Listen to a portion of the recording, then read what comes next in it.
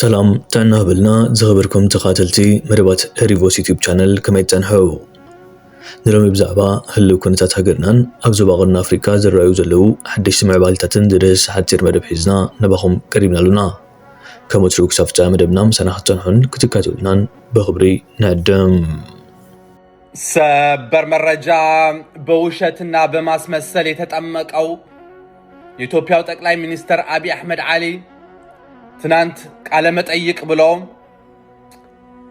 የትግርኛ ጽሁፍ በቴሌፕሮምፕተር ያነበበ ጌታቸው ረዳ የጻፈው ጽሁፍ በቴሌፕሮምፕተር ያነበበ ኢንተርቪው ብሎ ለኢትዮጵያ ህዝብና ለኤርትራ ህዝብ ሊያጃጅል ሞክሯል። ሙኝሽም ፈልጊ። ስለዚህ መልእክቴ ለጌታቸው ረዳ ነው። አንተ ሐሳቡንም ልትጋራው ስለምትችል ላንተም ሊመለከት ይችላል። ጌቾ 1.5 የትግራይ ህዝብ አስመራ ገባለሁ ብለሽ አርገ በልታቸው አሁን ትግራይ ራሱ መኖር እንደማይችል ሆነሃል። አሁን ጭራሽ ከስተትህ እንዳትማር የኦሮሞ ህዝብን ይዘ ያው ጠቅላላ መከላከያ የሚባለው መከላከያ ውስጥ ያለው የኢትዮጵያ ህዝብን ይዘ እና መሪውን የኢትዮጵያ መሪውንም አጃጅለክ አሁንም ቢሆን በትግራይ አርገ አገሬን የገዛ አገርህን ረግጠህ ወደ አስመራ ገባለሁ ከራማ ወደ አስመራ በሁለት ሰዓት ውስጥ ገባለሁ ብለህ አሁንም ጋምብሉን የጀመርክ ነው ማለት ነው። መልእክታችን ደግሞ ምንድነው? ሞክረው ከምትለፈልፍ ሞክረው ወደሽም ጠልጠሽም ሻዕቢያና ወያኔ ተመልሶም አለው ወደሽም ጠልተሽም ማለት ነው። ስለዚህ ማለት ነው ትናንት ልታጃጅለን የሞከርከው ነገር ነቄ ተበልቶብሻል። እንግዲህ ጎበዝ አንባቢ መሆኑ አብይ አህመድ ግን መረዳት ይችላል። እሱን አደንቅለታለሁ። በተረፈ አዱ አሉ ነው መልእክታችን። እንግዲህ ጤና ይስጥልኝ። መልካም የሥራ ቀን። ኣብ ዝተፈላለዩ እዋናት ቅርና አፍሪካ ሰላም ክረክብ ዘይካለሉ ምክንያት እንታይ ኣብ ዝብል ስፍሕ ዝበለ ትንታነታት ክወሃብ ሰሚዕና ኣለና።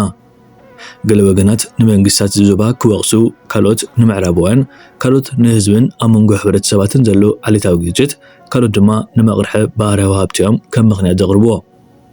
እዚ ኩሉ ዝርዝር ኣብ ባይታ ዘሎን ሓቅን ብምዃኑ ድማ ብዙሓት ኣብ ኣፈታትሑ ዝመስሎም ምክሪ ሓሳብ ከቕርቡ ይስምዖም። ንሎሚ ብቀዳምነት ከነተኩረሉ ዘለና ነገር ተሃልዩ ግን ኣብቲ ባህርያዊ ሃብቲ ዝብል ጉዳዩ ብፍላይ ምስ ባህርያዊ ሃብቲ ቀይሕ ባህር ተተሓሒዙ ኣብ መንጎ ወነንቲ ዝኾነ ሃገራትን ኣብ መንጎ ኣብዚ ከባቢ ፅልዋ ክህልወን ዝፅዕራ ሃገራትን ከቢድ ምትፍናን እዩ ዝረአ። ብፍላይ ሃገራት ኣዕራብ ካብ ምዕራብ ቀፂለን ነዚ ዞባ ንምህዋኽ ሓላፍነት ዝተዋህባ ክሳብ ዝመስለየን ኣብ ፖለቲካውን ማሕበራውን ጉዳያት ቅርና አፍሪካ ክዋሳእ ዝረአያ።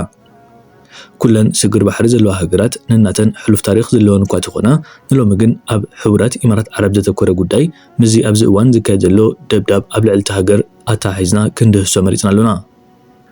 ሕቡራት ኢማራት ዓረብ ከም ዝፍለጥ ኣብ ዝተፈላለያ ሃገራት አፍሪካ ብመልክዕ ወፍሪ ብዙሕ ቢልዮናት ዘፍሰት ሃገር እያ። እቲ ወፍሪ ንግዲ ግን ኪኑ ኣብተን ሃገራት ቁጠባዊ ፅልዋ ምምፃእ ሓሊፉ ኣብ ማሕበራዊ ፖለቲካውን ዲፕሎማስያውን ማሕበራትን ገዚፍ ውድቀት ክኸትል ዝኽእል ሳዕቤናት ሒዙ ይመፅዩ። ከም ኣብነት ብዙሓት ሃገራት ምጥቃስ ዝከኣልካ ተኾነ ብቐረባ ግን ንጎረቤት ሃገር ሱዳን ምምልካት ይከኣል እዩ። ሕቡራት ኢማራት ዓረብ ኣብ ቀይሕ ባሕሪ ክህልዋ ትደልዮ ፅልዋ ብቐጥታ ንኤርትራን ሱዳንን ከምኡውን ግብፂ ኣብ ከቢድ ክሳራ ብምእታው ክፍጠር ዝድለ እዩ። ግብፅን ኤርትራን ብቕልጡፍ ብምንቅሐን ካብዚ ብዙሕ መዛት ናይዛ ሃገር ክድሕና ክኢለን እየን። እንተ ሱዳን ግን ኣብ መንጎ ክልተ ጀነራላት ተቐርቂራ ሃብቲ ሃገር ክብዝበዝ፣ ህዝቢ ክፈናቐል፣ ሃገር ክትርመስያ ንሪኣ ዘለና። እቲ ሓደ ጀነራል ንሱዳናውያን ክሰርሕ እንከሎ እቲ ካልእ ንኻልኦት ሓይልታት ተቆፂሩ ብዕዳ ኣፅዋራት እንዳሸመተ ብወርቂ ሃብቲ ሱዳናውያን እናተላገፀ ዝነብር ዘሎ እዩ። ድሕሪ እዚ ጀነራል ድማ ሕቡራት ኢማራት ዓረብ ትርከብ። እዛ ሃገር ከምቲ ቁጠባ ዓለምና ኣብዚ እዋን ዝጠልቦ ዘሎ ዶላር ዘይኮነ ኣዋርቕን ኣልማዝን ዘካየተ ክቡር ማዕድናት ኣብ ምጉዕጓሕያ ተፀሚዳ ትርከብ። ሓይልታት RSF ናይ ዳጋሎ እውን ድሕሪ ዓወቶም ወይ ድሕሪ ምቁፅፃር ስልጣን እቲ ዝተለቅሑ ኣፅዋራት ወርቂ ወይ ባልማዝ ክኸፍልዎ እዩ ናብ ሰማዕ ተበፂሑ ዝርከብ። እዚ ድማ ንኢማራት ማዕረ ክንደይ መክሰብ ንሱዳን ድማ ማዕረ ክንደይ ውድቀትን ብርሰትን ምዃኑ ንኽርዳእ ዝደሊ ቀሊል እዩ። ኣብ ኢትዮጵያ ዝረአ ዘሎ ፅንሕ ኢሉ እውን ከም ናይ ሱዳን ኩነታት ክፍጠር ዝኽእል ጉዕዞ ኣብ ሰዓት ሎዲንግ እዩ ዝብል ዘሎ። ሕቡራት ኢማራት ዓረብ ደም ብዙሓት ኣብ ሃገራት ኣፍሪካ ተዘዋዋሪ ኢዳፍሲሳ ዱባይን ካልኦት ከተማታታን ኣወሪቓን ደሚቓን ክትወፅእ ዝተለመቶ ትልሚ ግን ኣብ ሳምንታት ማዓሚቑ እዩ ዝረአ። ኣብ መንጎ ኢራን እስራኤልን ኣሜሪካን ተጀሚሩ ዘሎ ንኣስታት 14 ሃገራት ስሒቡ ናብ ኩናት ኣትዩ ዘሎ ግጭት ነታ ብሃብታት ምካሕ ሕቡራት ኢማራት ዓረብ እውን ኣይነሓፋን። መደበር ናይ ዓለምና ዝሃብቶሙ ሰባት ናይ ቁጠባ መናኸርያ ናይ ሪል ስቴት ንግስቲ ብድሕነት ቀዳመይቲ ተባሂላ ትጥቀስ ዝነበረት ሕቡራት ኢማራት ዓረብ ኣይሰሙን ኣይሰለስቲ ብድሮንን ሚሳይልን ክትውቅዓ ትረአ ዘላ። በዚ ድማ ኣብቲ ሃገር ፀንሐ ናይ ቢልዮናት ዶላራት ወፍሪ ባይታ ክዘብጥ ቁፅሪ በጻሕቲ ክንቆልቁል ድሕነታ ምልክት ሕቶ ከኣቱ ዝመጽእ ሂደት መዓልታት ዝውስኖ ይክኸውን። ንወደባት ኤርትራ ሱዳንን ካልኦት ኣብዚ ከባቢ ዝርከባ ሃገራትን ኣዳኺምካ ናትካ ፀብለልታ ኣብዚ ከባቢ ንምርጋፅ ክኽየድ ፀንሐ መንገዲ ድማ መዛዘም ሕንፃፅ ረጊፁ ይርከብ። ማሕበራዊ አንቃሒ ሰናይ ሰለሙን ወዲ መምህር ነዚ ጉዳይ ኣብሲልዎ ኣሎ ንካተል። ዱባይን ሱዳንን ኢማራታውያን ባዕሎም ምድራዊት ገነት እዮም ዝብልዋ ነይሮም። ሓደ ሓደ ግዜ ቅርብ ኢልካ ክትዕሎም ከለኻ ሃገሮም ክሳብ ምዃናዮም ዝጠራጠሩ። ኩሉ ነገር ብቐሊል ትረኽቦ። ኣብ ዱባይ 24 ሰዓታት መብዛሕትኡ ትካላት ትሰርሕ እዩ። ብሚልዮናት ዝቑፀሩ ዝተፈላለዩ ወፃእተኛታት ትረክብ። ቀትርን ለይትን ዘይትፈለሉ ሃገር እንተሎ ዱባይ እዩ። ሳላ ወላዲ ኣቦኦም ሸኽ ዛይድ እታ ሃገር ናጽነታ ውሑስ ዓዲ ስራሕን ውፅዕን ድኻና ነይራ። ገሊኡ እውን ከም መሰጋገሪ ናብ ካልእ ሃገር ዝጥቀመላን መጻንሒትን ነበረት። ኣብ ኢማራት ዱባይ ሃሩር ገዲፍካ ዘይተኣደነ ቱሪስትን ዝቁፀር ሰራሕተኛን ንዓለምና ኣገረምቲ ነገራት እትርእየሉ ፍሉይ መስሕብ ዝነበሮ ድሕሪ ሞት ሓዉ ናብ ስልጣን ዝመፀ ሼኽ መሐመድ ቢን ዛይድ ኣልናህያን ኢማራት ሃገር ናብ ሓንቲ ሰይጣናዊት ሃገር ተለዊጣ። እታ ኣብ ጉዳይ ፖለቲካን ውግእን ወረውግእን ዘይትፅንበር ዝነበረት ሃገር መዳኸሪትን ርክስትን ኮይና መፅያ። ኣብ ዱባይ ሰብ ብጀካ ገንዘብ ክቆፅር ልቡ ዝጠፍኦ ዝነበረ ሎሚ ዝተተኮሰ ሚሳይላት ኢራን ክቆፅር ይውዕል ኣሎ። እታ ንዓመታት ዕድላታ ፀቢቑ ንግድን መገሻን ንዝደልዩ ወፃእተኛታት ፅባቕያ መስሕብ ዝነበራ ሎሚ በዘላቶ ተቐቲላ ፅባቐ ትማሊ ትመልሰውን ኣይትመስልና። ንብዙሓት ወፃእተኛታት ውሑስ መዕቆቢ ዝነበረት ሚሳይላት ኢራን ኣብ ልዕሊ ሰማያት ዱባይ ክዝንብዩ ምስ ጀመሩ ዜጋታታ ዶላር ወሲኹ ነኪዩ ምባል ገዲፎም ደም ብዝሒ ወሲኹ ዶ ጎዲሉ ክብሉ ብፍርሒ ተዋሒጦም ይርከቡ። እተን ብፅባቕያን ዝፍለጣ ምዕሩጋት ኣባይቲ ዓበይቲ ህንፃታትን ሆቴላትን ከባቢ ፓልም ጁመይራ ዝርከባ ሆቴል ፌርሞንት ዘፓልመን ሆቴል ቡርጅ አልዓረብን ብኸቢድ ታሃሲን ይርከባ። ብፍላይ ኣብታ ቀዳመይቲ መዓልቲ እቲ መትካዕቲ ሰፊሕ ስምባዲ ነይሩ። ብድሕሪኡ ግን ክብለጠቕ እንዳበለ ይኸይድ ኣሎ። ፍርሒ ኢማራታውያን ክትርእን ከለኻ ሱዳን ትረአየካ። ህዝቢ ሱዳን ትማሊ ክነብዕ ክሳቕን ከሎ ኢማራታውያን ዝሑል ዓሲር እናሰተዩ ነቲ መንግስቶም ዘሳወሮ ጥፋት ብቲቪ ይዕዘብዎ ነይሮም። ሎሚ ድማ ሱዳናውያን ተረጋጊኦም ንሚሳይላት ኢራን ኣብ ኢማራት ክዓልብ ርኦም ረቢ ምሳኹም ይኹን ክብሉ ክትሰምዕ ካብዚ ዝዓቢ መግናሕቲ የለን። ኣብይ ኣሕመድ ከም ሰብ እውን ክብሪ ዘየድለ ንቡራም ሰብ እዩ። ብኢድ ትግርኛ እውን ክጠፍእ ዘለዎ ሰብ ኢለ ዝኣምናነ ፈጣሪ እውን ክቅድመና ዘይብሉ ብኢድና ክጠፍእ ዝግብኦ መራሒ ሰብ እዚ ብኢድና ማለት እዩ። ተጋሩ ክሓስብሎ እስራኤላውያን ክንደይ ጅግነት ፈፂሞም እዮም ኣብ ርእሲ ጆኖሳይድ ፈፀሙሎም። እዚ ሰነፍ መራሒ እዚ እዚ ኣረሜነ መራሒ እዚ እዚ ድሑር መራሒ እዚ ብኢድ ትግርኛ ይክጠፍእ ዘሎ